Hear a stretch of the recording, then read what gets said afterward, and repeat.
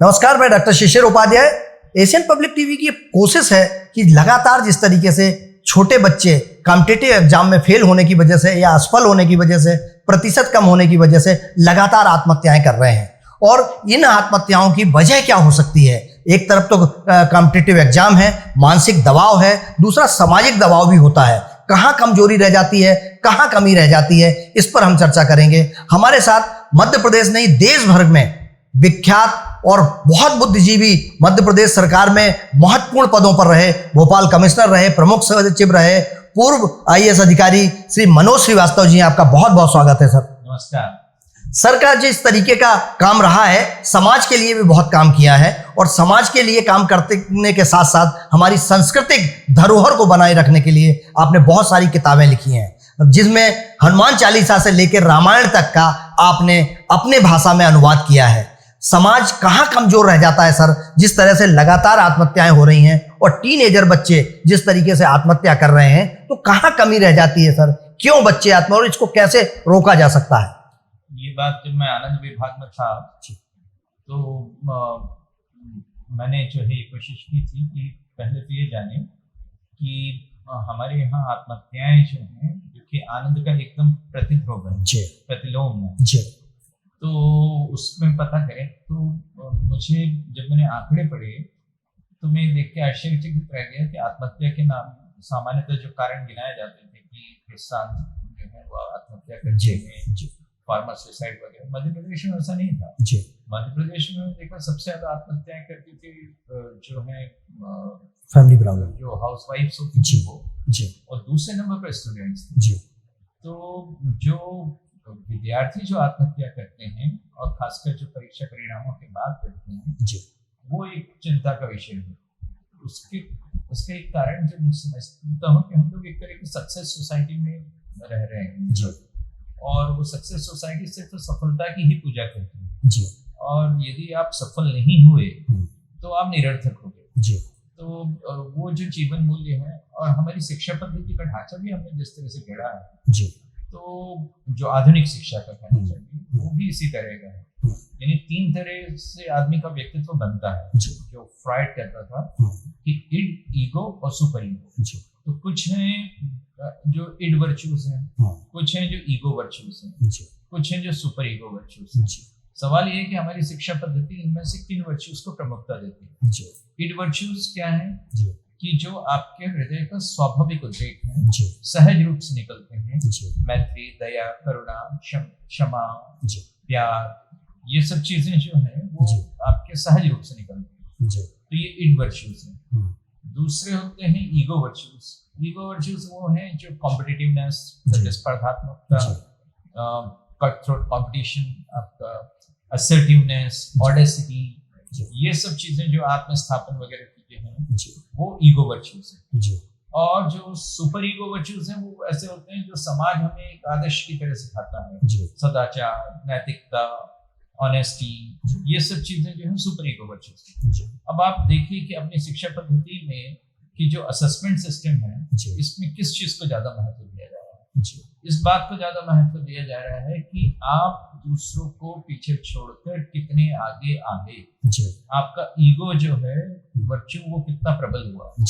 तो उसमें क्या होता है कि जब इस तरह की शिक्षा पद्धति में और इस तरह के जीवन मूल्यों के साथ जब कोई समाज आगे बढ़ता है, और फिर जब इस तरह के परीक्षा परिणाम आते हैं, उसकी आत्मछवि को बहुत गहरा धक्का लगता है। मिसाल के इमेज को, उसकी जो वो ईगो वाली जो छवि है उसको भी गहरा धक्का लगता है। उसका परिणाम यही होता है कि इस तरह की आत्महत्याएं होती हैं। अन्यथा जो है कि हमने अपने प्राचीन गुरुकुल जीवन पद्धति पर बल दिया होता है, जिसमें कि लोगों को सहज जीवन का कोएग्जिस्टेंस का सिद्धांत सिखाया जाता था, लोगों का प्रकृति से तादात्म्य करवाया जाता था, लोगों को जो ज्ञान भी मिलता था तो उसके साथ साथ गुण भी मिलते थे, जो सहज गुण है या जो आदर्श के गुण है वो मिलते थे। तो वहाँ जो है कहीं कोई चूक हो रही है, और इसके कारण जो है जो अकबर इलाहाबादी भी कह गए ना, फाहन नौकरी न रहे तालिबान इल्म, जो विद्यार्थी हैं वो नौकरी की इच्छा न करें। फाहन नौकरी न रहे तालिबान इल्म, कायम हुई राय अहले शऊर की, कॉलेज में मच रही है धूम पास पास की, ओहदों से आ रही है सदा दूर दूर। तो वो जो चीज है कि हमारा भविष्य जो है हमारे परीक्षा परिणामों के कारण जो है यदि वो संकट में पड़ा हुआ दिखाई देता है, यदि वो अनिश्चित दिखाई देता है, तो इस तरह की स्थितियां आती हैं। जरूरी ये है कि क्या हम लोग अपने कोचिंग इंस्टीट्यूट्स या अपने स्कूलों, अपने कॉलेजों में ये व्यवस्था कर रहे हैं कि बच्चों को ये बताएं कि प्लान बी वो तैयार करके रखें, एक फॉल बैक अरेंजमेंट तैयार कर रखें कि चलिए यदि एक चीज नहीं मिल पाई है तो दूसरी चीज है, विकल्प है जीवन में। और अभी तो जिस तरह से कहना चाहिए कि इस आधुनिक युग में इतने सारे विकल्प पैदा हो रहे हैं, लोगों को समस्या ये नहीं है कि विकल्पों की कमी है, समस्या ये है कि विकल्पों का ज्ञान नहीं है। जैसे आप देखें तो जिसने सिर्फ बीकॉम किया, ऐसा बंदा भी यदि जो है आसपास के देशों में देखे, ऑस्ट्रेलिया में ही देख ले तो वहाँ 2 साल का बीकॉम के बाद एक एंटरप्राइज ट्रेनिंग प्रोग्राम होता है, 2 साल मात्र का, और उसके बाद जो है 60 लाख की नौकरी वहाँ पे लगती है। क्या बात है। यदि आप MBBS करना जो है वो महंगा समझते हैं, अमेरिका में चाहिए, वहाँ नर्सिंग का एक कोर्स है, बहुत सस्ता है, लेकिन उसके बाद जो है जो नौकरी आपको लगती है वो 14-15 लाख की लगती है। तो ऐसे बहुत सारे विकल्प, लेकिन सवाल ये है कि हमारी शिक्षा संस्थाएं, हमारी कोचिंग संस्थाएं ये तो सिखाती हैं कि किसी परीक्षा को पास करना है तो उसके लिए आपको इतना करना पड़ेगा, लेकिन हमें विफलता के पाठ नहीं पढ़ाए जाते कि जब विफल होंगे हम तो हमारे सामने कौन कौन से रास्ते होंगे।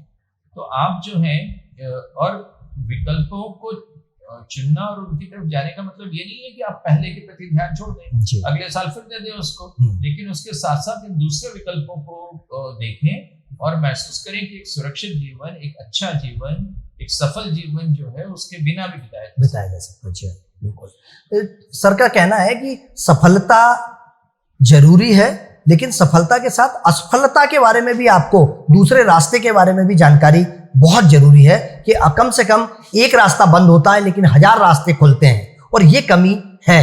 सर अगर परिवार की बात करें सर, तो परिवार में कहाँ कमी रह जाती है? क्या न्यूक्लियर फैमिली जो आजकल आ रही हैं और बच्चों से संवाद नहीं हो पा रहा है, वो भी एक वजह हो सकती है सर? हाँ, न केवल उसमें न्यूक्लियर फैमिली का बल्कि टेक्नोलॉजी का भी बहुत ज्यादा हाथ है। यदि आप देखो तो आज जिस तरह की टेक्नोलॉजीज आ गई हैं वो आपको ज्यादा से ज्यादा आइसोलेट कर दिया। बच्चा है फेसबुक में डूबा हुआ है, बच्चा है जो सोशल मीडिया में डूबा हुआ, व्हाट्सएप ग्रुप पे अपने ही उसमें, उसका अपने आसपास से संवाद ही कम हो गया है। यानी न्यूक्लियर फैमिली में भी उसका एक फर्दर न्यूक्लियराइजेशन हो रहा है, जहाँ अपने माता पिता से भी उसके अपने जो इमीडिएट फैमिली है उससे उसके संपर्क बहुत कम हो रहे हैं। तो उसके कारण भी जो ये चीजें सामने आ रही हैं, और वो पुराना जो सामाजिक ढांचा था जिसमें संयुक्त परिवार होते थे और संवाद के बहुत सारे अवसर बने रहते थे, वो सब भी कम होते जा रहे हैं। न्यूक्लियर फैमिली तो बनी नहीं है, तो इसका मतलब है कि संयुक्त परिवार टूटा है, तो उस तरह के सहारे भी जो नहीं रहे हैं।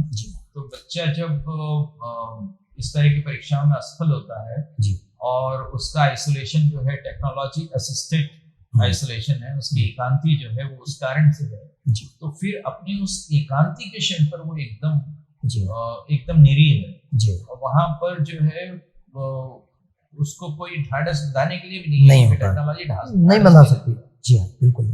जब यदि जो है उस टेक्नोलॉजी के साथ साथ जो है ऐसा भी हुआ होता कि हम एक अपना कृत्रिम जो सेशन ग्रुप है उसके साथ साथ परिवार भी ग्रुप बनाया होता, परिवारों के साथ अपने जो है जिंदा हाड़मास के पड़ोस के साथ अपने प्रतिवेश, अपने दोस्तों, अपने मित्रों के साथ जो वास्तविक मित्र, जो डिस्टेंट मित्र हैं, वो उनसे नहीं, जिनकी एक छाया आभास है, जिनकी एक वर्चुअल प्रेजेंस है, उनकी बात नहीं कर रहा, प्रैक्टिकल जो और आसपास के हैं जो, तो वो शायद उसके परिणाम दूसरे होते हैं। हमें ये भी देखना चाहिए कि जब जब भी टेक्नोलॉजी आती है तो वो कौन कौन से प्रभाव जो है वो हमारे समाज पर पैदा करती है। यदि हम उन पर ध्यान नहीं देंगे और उसके लिए जो है किसी तरह की एक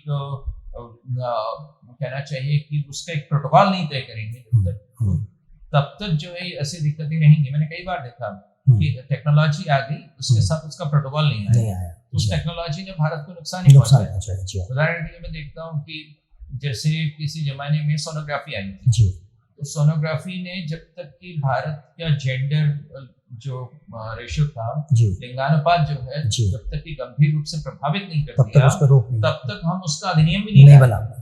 हमारा अधिनियम बहुत बाद में आया, टेक्नोलॉजी बहुत पहले आया। इस बीच भारत का सेक्स रेशियो चेंज हो गया। इसी तरह से मैं देखता हूँ कि जैसे ये ले आए हम मोबाइल और मोबाइल कैमरा वगैरह, तो अब आपकी किसी की प्राइवेसी सुरक्षित नहीं रहेगी। और जो है हम देखते हैं कि हमारे यहाँ लगभग ये अधिकार सा बना लिया है लोगों ने कि वो किसी के भी जो है फोटो ले सकते हैं, वो किसी का। जबकि जो है आप देखिए कि जब ये टेक्नोलॉजी अरेबियन कंट्रीज में आई मोबाइल टेलीफोनी, उसके साथ साथ उन्होंने पूरा प्रोटोकॉल बनाया उसके साथ कि आप जो है किसी भी व्यक्ति की फोटो, खासकर महिला की फोटो जो नहीं ले सकते हैं जब तक कि आप उनसे परमिशन अनुमति नहीं ले लें, अन्यथा आपको जो है जेल भी हो जाएगी। बिल्कुल। हमारे यहाँ से कुछ भी नहीं, हमारे प्रोटोकॉल बाद में आता है, हाँ टेक्नोलॉजी आ जाती है। तो हमें अभी भी यही हो रहा है सोशल मीडिया और इसके साथ भी कि टेक्नोलॉजी आ गई है, लेकिन उसके साथ उसका प्रोटोकॉल नहीं आया है, तो उसकी कीमतें जो है ये बेचारे बच्चे चुका रहे। बिल्कुल। एशियन पब्लिक टीवी के दर्शकों को, करोड़ों दर्शकों को आपकी तरफ से एक मैसेज कि यदि बच्चा अवसाद में चला गया है, किसी परीक्षा परिणाम उसके जो उसकी इच्छा थी वैसा नहीं आया है, तो इसको कैसे बचा जाए और उन पलों में बच्चा क्या निर्णय करे, क्या पढ़े, कैसे अपने आप को आगे बढ़ाए? एक्चुअली बच्चों को भारतीय जीवन मूल्य सिखाने चाहिए। मुझे याद है हम लोगों को बचपन में बताया जाता था ऋग्वेद का वो कि कृत्य में दक्षिण हस्ते जय में सव्याहिता, यदि मेरे दाहिने हाथ में पुरुषार्थ है तो सफलता मेरे बाएं हाथ तक है। हम लोगों को बताया जाता था कि माँ भे माँ संविकता, कि डरो मत, उद्विग्न मत हो, है ना, चिंता मत करो। तो वो वैदिक वाक्य था, लेकिन वो हम लोगों को बहुत प्रेरणा देता था। तो उस तरह की जो है यदि आपकी कहना चाहिए भारतीय जीवन मूल्यों को अभी भी समय है, हम लोग गंभीर रूप से बच्चों के मनों में जो है उनका प्रवेश कराने की कोशिश करें। उनको जो है इस तरह का आश्वासन जो है हमारे परिवार से, हमारे समाज से मिले। और दूसरे ये कि सफलता को ही जो है किसी एक एग्जाम विशेष में सफलता को ही जो है उसकी जिंदगी का नियामक नहीं मानते। जीवन जो है आपके लिए यदि किसी एक जगह पे असफलता देता है तो शायद आप लकी हो कि आप उस लाइन में नहीं गए जा पाए। कई बार मैं देखता हूँ कि कई बच्चे हैं जो आजकल मैंने देखा कि दुखी हो जाते हैं इस बात पे कि उन्होंने यूपीएससी की परीक्षा दी और नहीं हुआ। फिर बाद में जो है कई आईएएस अफसरों की जो सर्विंग आईएएस अफसर्स हैं उनकी दुर्दशाएं जब मैं देखता हूँ तो मुझे लगता है कि यार वो लोग तो लकी थे जो नहीं बने उसमें। राइट। तो वो जीवन कई तरह से तय होता है कि क्या है कैसा है, उसके लिए कोई एक परीक्षा विशेष जो है वो अंतिम नहीं है। जीवन जो है नियमत है, एक उपहार है ईश्वर का दिया हुआ। आपको यदि किसी भी जगह कोई असफलता मिली है तो वो आपका अंत नहीं है। मुझे तो वो निराला की पंक्तियां याद आती हैं जब वो उन्होंने अपने उम्र की काफी विकसित अवस्था में लिखी थी और उन्होंने कहा था कि अभी न होगा मेरा अंत, अभी अभी ही तो आया है मेरे मन जीवन में बदल वसंत। तो वो जो है उनका जो वसंत जो है दूसरी तरफ इंतजार कर रहा है, आप दिशा दूसरी पकड़े हुए हो और उसके कारण निराश हो गए हो। देखो तो कि कहीं और दूसरी जगह आपके लिए जो है उतने ही फूल खिले हुए हैं, दूसरी जगह उतनी ही चिड़िया चहचहा रही हैं आपके लिए, उतना ही खुला हुआ आसमान है। लेकिन आप एक ही दिशा में जो कि आपकी विफलता की दिशा है उसमें इतनी देर तक ताकते रहते हो आपको कि यहाँ देखेंगे आपको फुर्सत नहीं। बिल्कुल, वो सिखाना चाहिए। परिवार में कहीं ना कहीं इस बात की कमी नजर आती है कि हम बच्चों को हमारे मूल संस्कृति, हमारी परंपराएं और जो सामाजिक ताना बाना है उससे कहीं ना कहीं दूर होने के कारण भी ऐसा हो रहा है। और परिवार का भी ये है, परिवार की भी अपनी भूमिका है कि परिवार को खुद को भी समझना चाहिए। बच्चा तो समझे कि दूसरी तरह के विकल्प हैं, परिवार को भी समझना चाहिए। सबसे ज्यादा तो परिवार ही जो है इस तरह की तुलनाओं में बच्चों को फंसा देता है। बिल्कुल। एक रिलेटिव वर्ल्ड है, एक अपेक्षित संसार है, और हम जो है अपने बच्चे की कीमत जो है दूसरे बच्चे से, पड़ोस के बच्चे से, उससे अपने परिचय के जी। दूसरे बच्चे से, उससे ही आते रहते हैं जी। और उसके आधार पर जो है उसको बार बार ताना भी मारते रहते हैं, या कि उसको ताना ना भी मारें तो उस बच्चे ने देख ली है हमारी प्रवृत्ति कि हम लोग जो है उसकी विफलता को स्वीकार करने वाले नहीं हैं, तो उस आशंका से ही कई बार वो कर लेता है आत्महत्याएं। वहाँ जो है मुझे लगता है कि हमें अपना काम करना चाहिए, और ऐसे समय में मुझे लगता है कि आनंद विभाग में जो हम लोग ढूंढ रहे थे आत्महत्या दिवस, एक विश्व आत्महत्या विरोधी दिवस था जी, तो उसको आनंद विभाग में हम लोग मनाते थे, सिर्फ इसलिए मनाते थे और ऐसे कार्य करते थे जहाँ पर कि जो है उन लोगों के बीच में जाएं जिनके बीच में अवसाद है। यदि आपको वास्तव में आनंद प्राप्त करना है और आनंद का वितरण करना है तो पहले उन बिंदुओं को परखना होगा जहाँ जहाँ लोग अवसाद से ग्रस्त हैं, डिप्रेशन से ग्रस्त हैं। तो ये परीक्षा परिणाम जो है और उनसे उत्पन्न होने वाली जो निराशाएं और हताशाएं हैं, ये डिप्रेशन का एक बड़ा कारण होती है। वहाँ जो है हमें साइकोलॉजिस्ट की भी मदद लेनी चाहिए, और दूसरी तरफ हमारे माता पिताओं को भी ये समझना चाहिए कि जीवन जो है बहुत विविधताओं से भरा पड़ा हुआ है। उसको बच्चे के लिए हाथ जोड़कर उनसे प्रार्थना है कि यूनिडायमेंशनल नहीं बनाएं, एकायामी नहीं बनाएं इसको। बहुत सारे आयाम हैं जीवन में, बच्चे के भविष्य के भी बहुत सारे आयाम हैं। हो सकता है कि जिस तरह से आप उसको गढ़ना चाह रहे हो, जिस शिल्प में, जिस आकार में आप उसको गढ़ना चाह रहे हो, भगवान ने उसके लिए कोई दूसरी ही गढ़न सोच रखी हो, भगवान ने उसके लिए कोई दूसरा ही आर्किटेक्चर सोच रखा हो, तो उसमें बाधा नहीं बनी है। बच्चे को प्रोत्साहित कीजिए। अपेक्षाएं उपेक्षा का कारण बनती हैं और शायद जरूरत से ज्यादा इन मासूम बच्चों से हम अपेक्षाएं कर लेते हैं, और अपेक्षाओं के साथ साथ हम उनके ऊपर इतना मानसिक दबाव बनाते हैं, वो रोकना होगा।